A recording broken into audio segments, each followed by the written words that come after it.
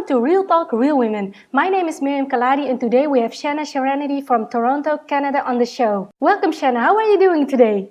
I'm doing great, Miriam. Thank you. And yourself? Thank you so much. Tell me a little bit about yourself. How did you get into the sport?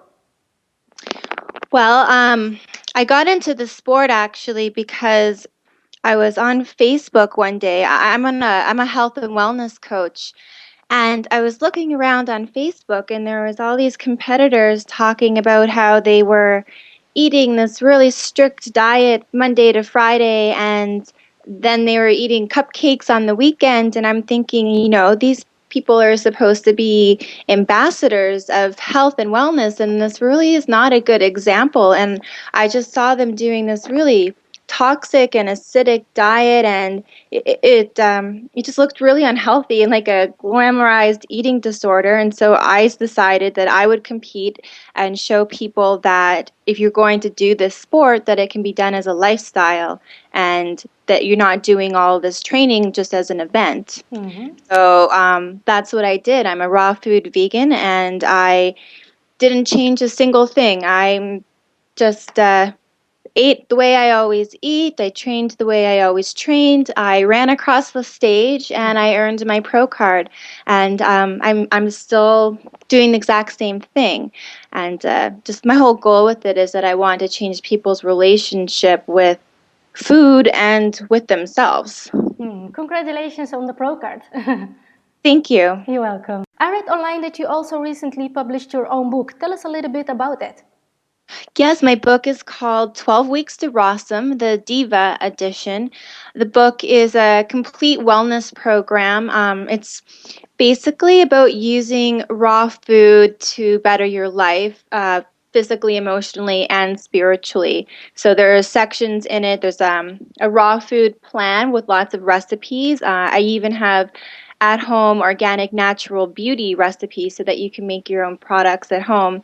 One thing that people do a lot is they pay attention to what they eat, but your skin is the largest organ, and your skin absorbs everything that you put on it. So it's equally as important to be using natural organic ingredients on your skin. So I cover that.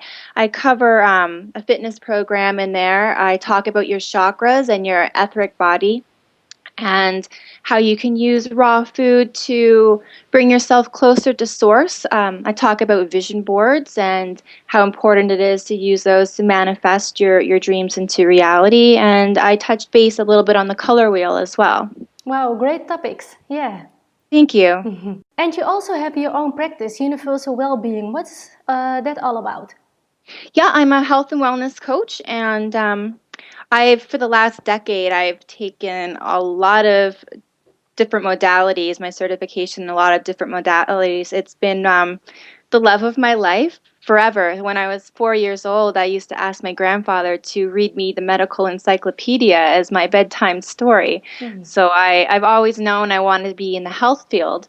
But through my own illnesses and unnecessary surgeries, I've veered away from the Western medicine, and I focus mostly on Eastern philosophies now. We're dealing with the belief that disease manifests originally from an emotional and a spiritual level, and then when you don't make the necessary lifestyle changes, it will manifest physically.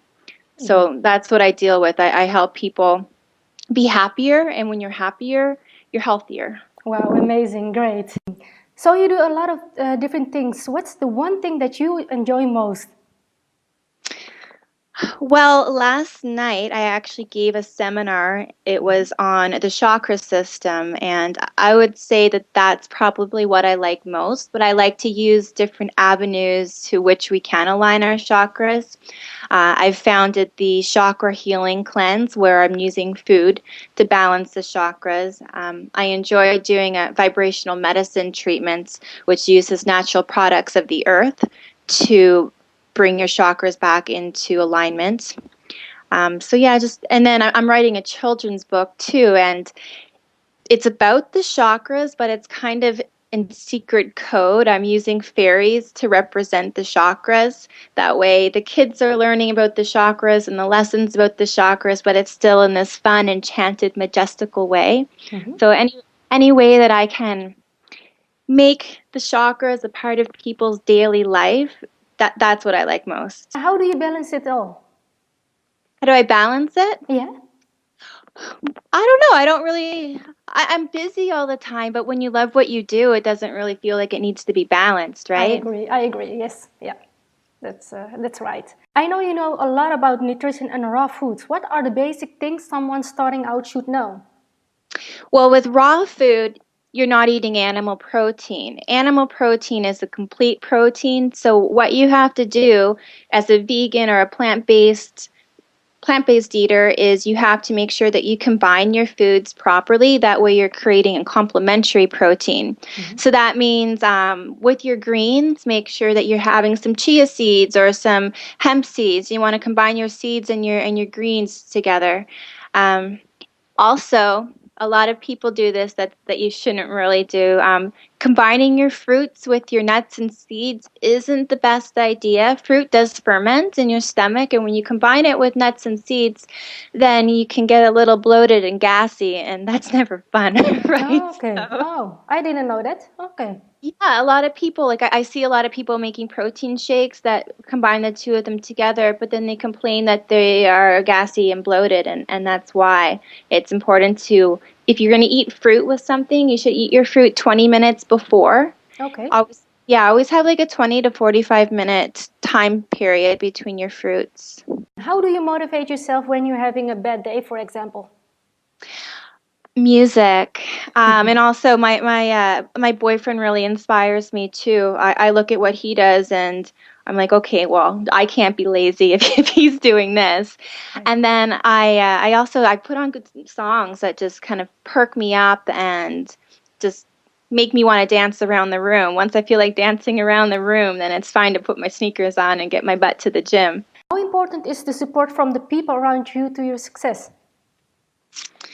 You know, I've always been an introvert, so I enjoy my alone time. It's always been me. Even when I was a competitive track and field athlete, I didn't want my mom to come to my meets. My motivation has always come from myself. Even though people want to be supportive around me, it's always just come from within. I guess I'm lucky. I just have a drive within me.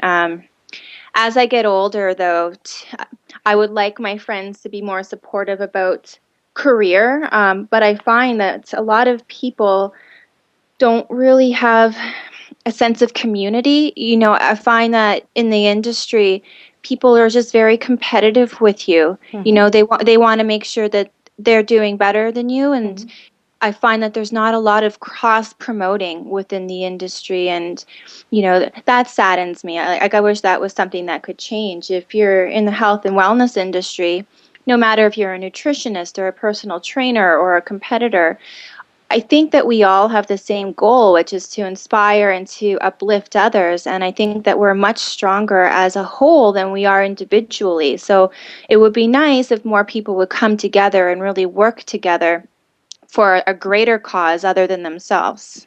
Yeah, so they can support each other and learn from each other. Yeah, instead of competing and trying to outdo one another. On your site, you say sweat, meditate, give. What kind of legacy would you like to leave behind? What kind of legacy? Yes? Well, the sweat meditate give is really important to me. It's not just about fitness to me, fitness to me is about spirituality. When you sweat, you are raising your vibrational frequency, bringing you closer to source. It also releases those happy endorphins. Meditate brings you closer to God as well, and it also allows you to become closer to yourself.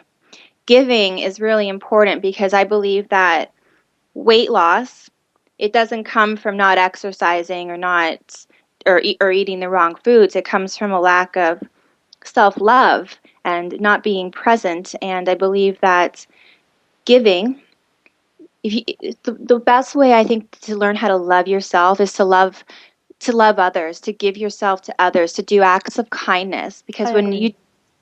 you do an act of kindness, not only do you feel good, the person who you did it for feels good, and it also shows that anybody who witnessed the act also it has the same benefits.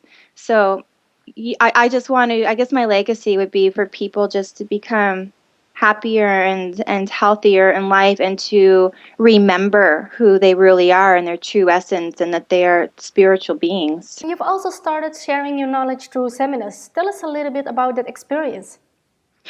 It was amazing. Last night was actually my first seminar. It was kind of a big thing for me because I've always been kind of shy when it comes to speaking in public, and it's been something that has been on my wall. I put all my goals on my wall, and it's been something that's been on my wall for a couple years now, but I just wasn't courageous enough before last night to do it. So it was a big hurdle for me, and I prepared a seminar called Your Chakras and You, and it went really well. I skipped all the way home. I was just so happy. And then to top it off, a magazine who I've modeled for before, which is like a very amazing UFC, MMA, fitness magazine, told me that I'm making a positive impact on people's lives and that they would love to promote my next seminar for me. So it was kind of the icing on the cake. And right before actually we started this interview today, I talked to the lady at the facility and I said I'd like to make this a monthly thing. So once a month I'm going to be holding a new workshop, and it was just amazing to share your passion with other people and be able to enhance the quality of their lives and their health. It's just really, really fulfilling, and I feel really blessed to be in the opportunity to do so. Wow, great. You just mentioned setting goals. Can you share some of your goals with us? My goals this year were a little different than what they have been in the past. This year, I'm really focusing on relationships with people. I'm focusing on my partner a lot this year. I just really want to kind of move forward, start a family. Okay, great. Yeah. Also, I really want to work a lot more with children. I am writing my children's book, so my big goal is to have this book published by Hay House, and hopefully many more books to come after that. But my books will all be educational, spiritually educational for children, but still fun. I'd also like to be a writer for, I'm trying to branch out outside of just the fitness into more womanly lifestyles like Women's Health or Self Magazine, Shape Magazine. So I'd really, Huffington Post, I'd really like to kind of broaden out, more of a lifestyle than fitness oriented, and write for them. Great goals. Yeah. Thank you. Channa, what has been your best life experience this far? My best life experience this far. Jeez. Every day I say I'm the happiest girl in the world.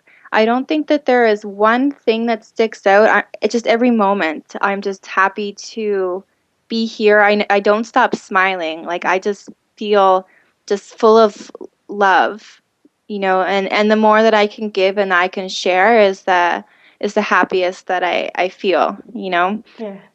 Thank you so much for being on the show, Channa. Where can people go to learn more about you online? My website is shannaserenity.com, and my social media links are on the website on the top corner, I believe. Okay, I will make sure to put all the links below this video. Thank you. Is there anything else you would like to share with your fans? No, that's everything. And I just want to say thank you to you for taking the time to spend with me this morning. It was wonderful. You're most welcome, Channa. Thank you for your time. My name is Miriam Khalladi, and I will see you on the next episode of Real Talk, Real Women.